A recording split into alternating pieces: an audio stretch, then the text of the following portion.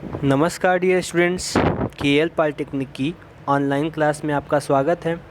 Students, आज के lecture में हम लोग बैटरी से संबंधित प्रश्नों को हल करने का प्रयास करेंगे। समझेंगे कि सेल क्या होता है, वह बैटरी से किस प्रकार भिन्न होता है, इनका प्रयोग कैसे करते हैं, यह कितने प्रकार के होते हैं इत्यादि। तो पहली हेडिंग चलते हैं सेल। सेल वह विद्युत युक्ति है जो रासायनिक ऊर्जा को विद्युत ऊर्जा में बदलता है। ठीक है, आपने देखा होगा घड़ी में लगने वाली सेल छोटी सी होती है, ठीक है, चपटी सी सिक्का के आकार की वो होती है। एवरेडी बैटरी की सेल होती है, वो होती है, ठीक है। इसी प्रकार से कई प्रकार के सेल होते हैं, ये सभी तो हम लोग पहचानते हैं। तो सेल दो प्रकार के होते हैं, एक चार्जेबल सेल जिसको हम लोग प्राइमरी सेल कहते हैं, और एक नॉन चार्जेबल सेल जिसको हम लोग सेकेंडरी सेल कहते हैं।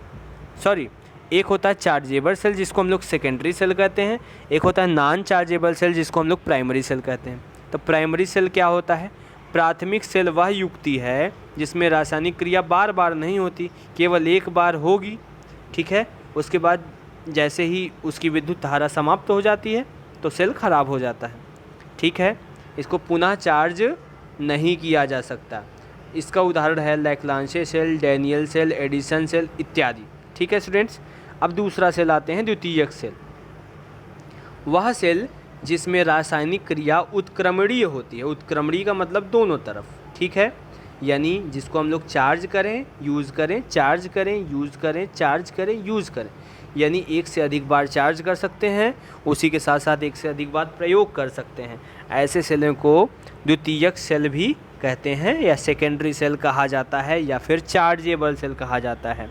उदाहरण के लिए सीसा संचायक सेल, एल्काइन स्टोरेज बैटरी इत्यादि, ठीक है।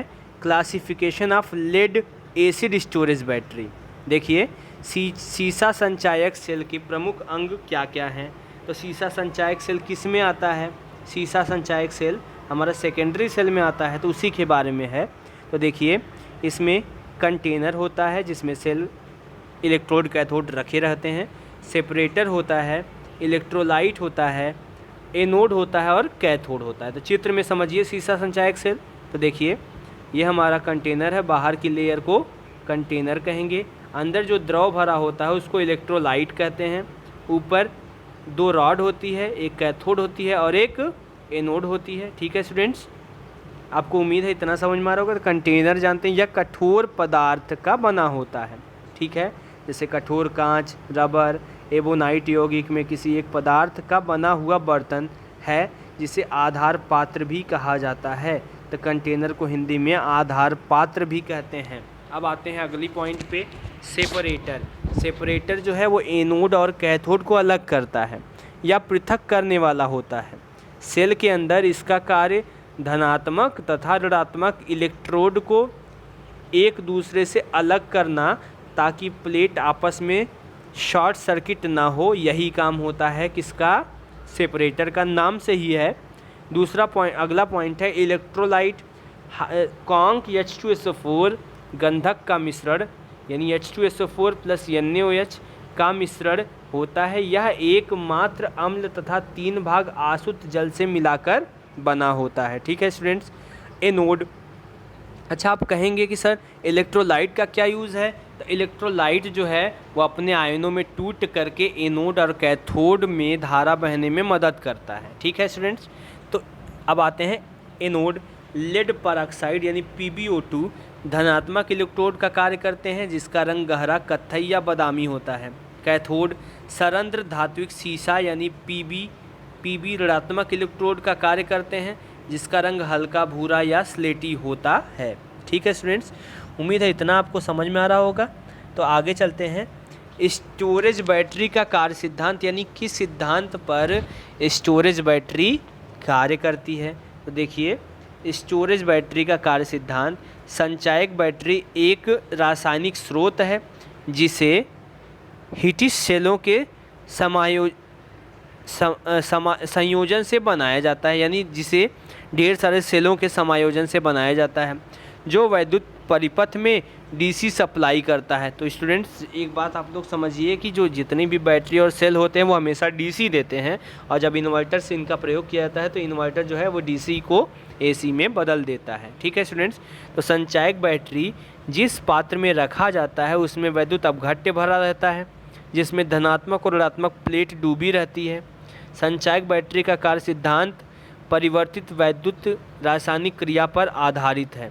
तो इसको हम लोग अच्छे से समझते हैं। स्टोरेज बैटरी जो है वो एक कंटेनर होता है, इसमें कैथोड एनोड लगे होते हैं और यहाँ पर इलेक्ट्रोलाइट भरे होते हैं। कैथोड और एनोड अलग अलग पदार्थों के बने होते हैं। जैसे ही इसमें रासायनिक क्रिया के द्वारा रासायनिक ऊर्जा से विद्युत ऊर्जा में बदला जाता है। सीसा अम्ल बैटरी के सेवा काल को प्रभावित करने वाले कारक, यानी कौन सा रीज़न है जिससे कि सीसा अम्ल बैटरी खराब हो जाती है।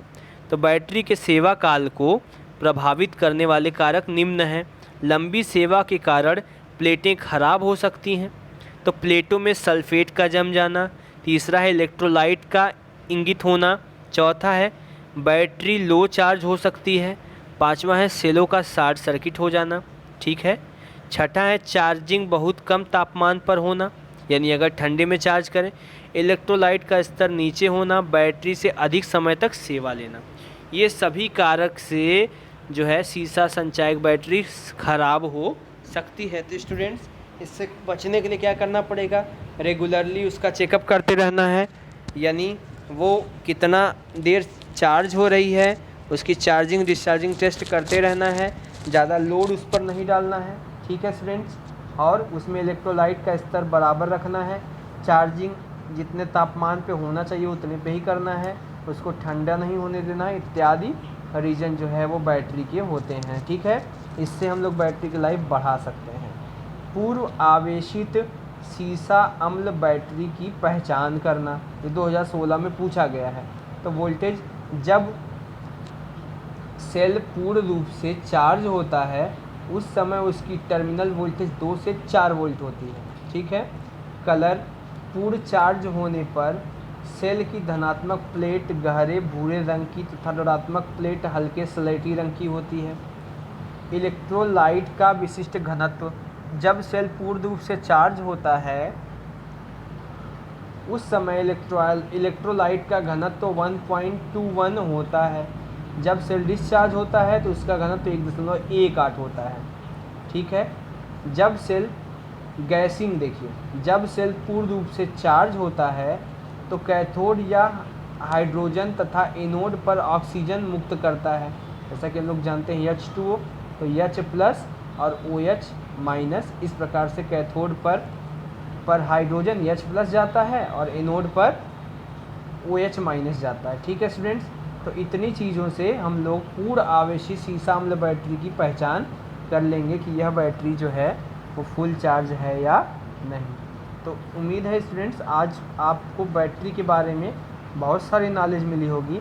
ढेर सारे सेल को जोड़ने पर ही बैटरी बनती है, यानी बैटरी अकेले नहीं होती, उसमें ढेर सारे सेलों के प्लेट प्रयोग किए जाते हैं जिनको श्रेणी क्रम में या फिर समांतर क्रम में भी प्रयोग किया जाता है। Thanks for watching students. आप लोग पढ़ाई कंटिन्यू करते रहिए, इसी प्रकार से ढेर सारे वीडियो आपको मिलते रहेंगे। अब छोटे छोटे वीडियो बनाया जाएगा ताकि आप लोगों को वीडियो देखने में भी आसानी हो और एक टॉपिक अच्छे से क्लियर भी हो जाए। Thanks for watching.